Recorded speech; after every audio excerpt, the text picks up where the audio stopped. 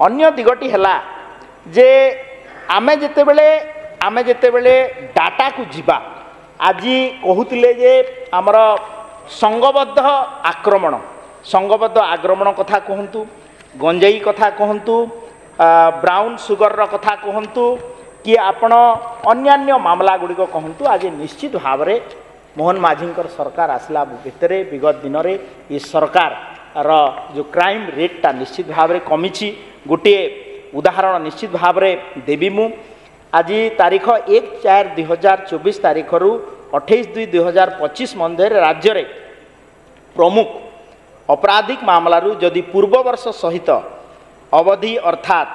1/6/2023 रु 28/2/2024 मध्य आपण होइथिबा उक्त अपराध तुलना करा जाए तेबे राज्य रे अपराध संख्या अपेक्षाकृत भावे ह्रास घटी एवं जो कथा कहते हत्या क्षेत्र में कमी 7.4%, डकायती क्षेत्र में ये अवधि मध्य कमी आपणकर 22.1%, लुंठन क्षेत्र में ये अवधि मध्य कमी 26.8%, प्रतारणा क्षेत्र में ये अवधि मध्य कमी 1.7%, दंगा ये अवधि मध्य कमी 8.8%, दुष्कर्म ये अवधि मध्य कमी 1.7%। सेहीपरि आमे सबुबले आम सरकार गोटे नीति ग्रहण करिसंती एवं पुलिस रो मनोबल को बढ़ावा सब बेले चेष्टा करुछंती एवं आमे जीरो टॉलरेंस टू क्राइम एवं जो माने क्राइम करुथिबे तांको दंड देबा पई मध्य सुव्यवस्था करा होची एवं आपण जानिथिबे जे दुष्कर्म घटना रे मध्य आमर पाखापाखि 4.7% ह्रास होईची आमर दुष्कर्म ता सहित यौतुक निर्यातना रे मध्य 20.1% ह्रास होईची सेही भली आपण जदि एनसीआरबी रो डाटा को जिबे निश्चित भाव में क्राइम कमी एवं सरकार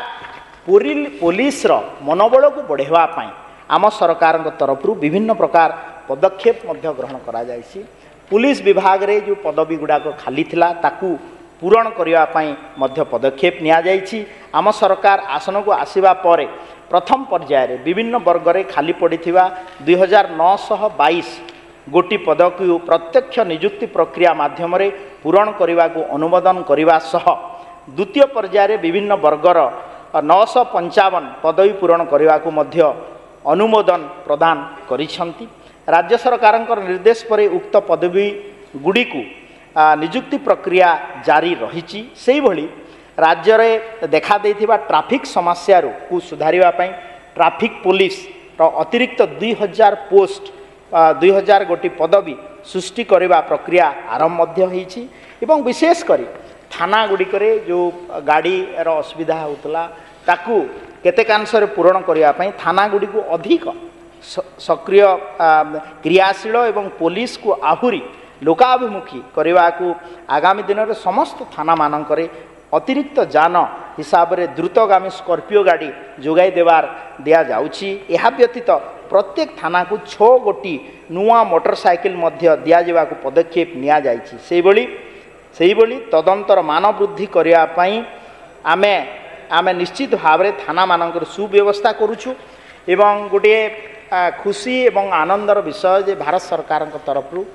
ओडिशा प्रदेश रे गोटे नुआ करी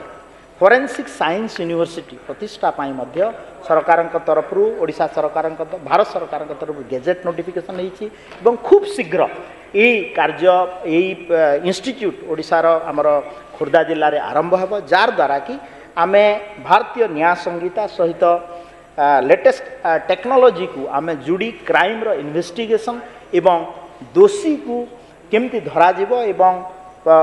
आमे न्याय प्रदान करा जाई पारिबो विचार मामले तापाई मध्य सरकार व्यवस्था करुछंती।